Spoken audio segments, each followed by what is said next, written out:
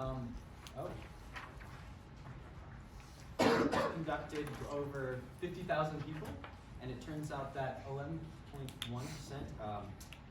have answered that they have had a substance abuse problem in their lifetime, and out of that 11.1%, around 74.8 have had taken steps or have successfully recovered from this. So first we're going to start off with kind of how the addiction works, and I'm going to... Attention students and teachers, please report back to your second period class. Thank you. So I'm going to give off mostly just the example of opioid usage.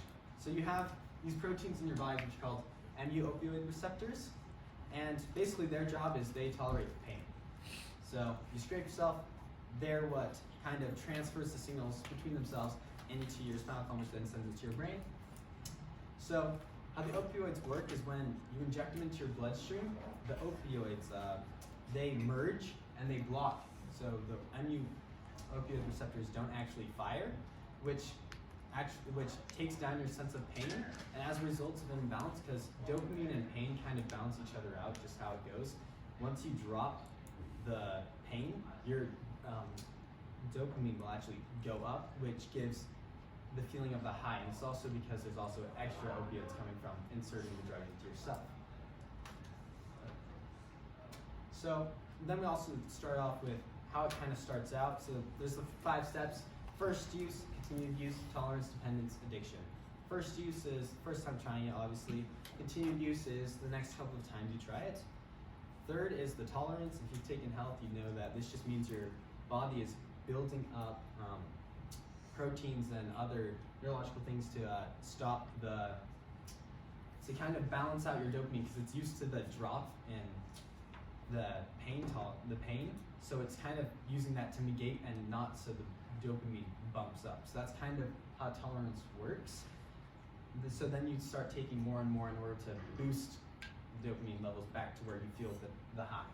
Then it becomes dependent when you can't live without it, you can't function without it. This is the stage where if you don't have it, you actually can't function correctly. So that's the only way they can kind of be at that point, which then leads to the addiction where they have to have it regularly, whether that be once a week or daily, to be able to even function. And usually when someone starts taking it's because of a feeling. They feel guilt at something, remorse, or sadness. This is what we call an emotional trigger.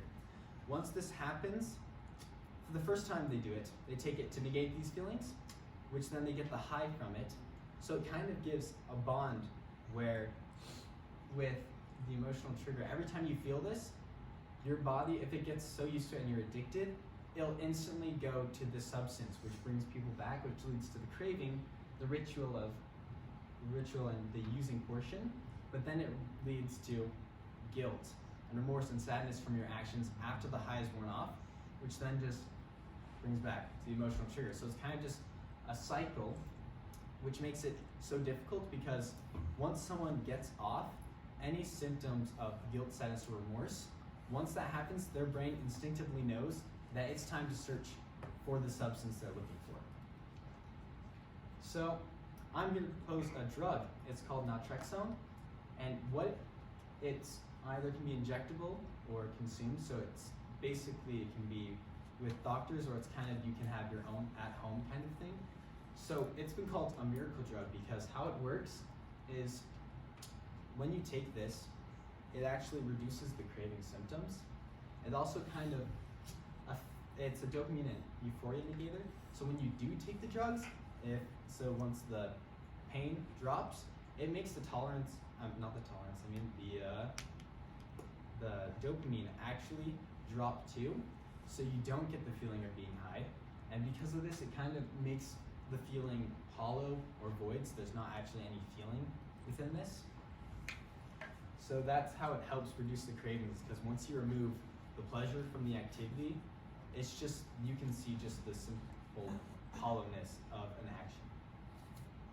So what the addiction recovery, what I'm trying to blend, is finding the perfect fit for everyone. So it's how much black psychological help can we get and mix with white medical help? Can we find a blend of psychology and medicine that will make it the perfect, so that it's easy and quick to recover from addiction? So where does this lie? What is the tone of gray that works? Well, there is none, because everyone is different. Everyone has different amounts of mu opioid receptors. Everyone has different levels of dopamine. There is no perfect gray for everyone. Some person, when they do it, they're going to need a light gray. They're going to need more medical help than psychological help, while the other person will need more psychological help. And we propose psychological help because once you take therapy, you'll help start with therapists. Once you start, you can start confronting these emotions which trigger this symptom. So that's kind of the help of psychology, is just to help break down the remorse, the guilt, the sadness, and replace, instead of instantly craving for the drug, do something else, putting a healthy habit instead, just by replacing the bad habit with a good habit. And that's how it's proposed the best treatment for addiction recovery. Any questions? Yes. Can you actually get addicted to the naltrexone or whatever it was?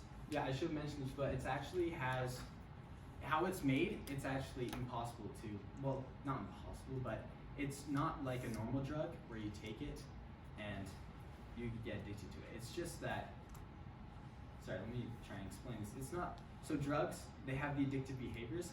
This one doesn't have it. Instead, it has kind of the opposite, which prevents the addiction. So when you do take it, it reduces the cravings, but it doesn't actually create cravings to reduce the cravings, if you get that what I'm trying to say. Anyone else? Yes. Is there like more goods to bads, or like what's the balance between like the drug you're supposed to take to help you? Naltrexone? Yeah. So overall, it's just a good drug. It helps recovery, but there's this fight between injectable and consumable, which is why I listed them, because it's better off to be left in the hands of professionals than too much psychological needs that they have to take it on their own. That's kind of what's going on. Did that help answer your question?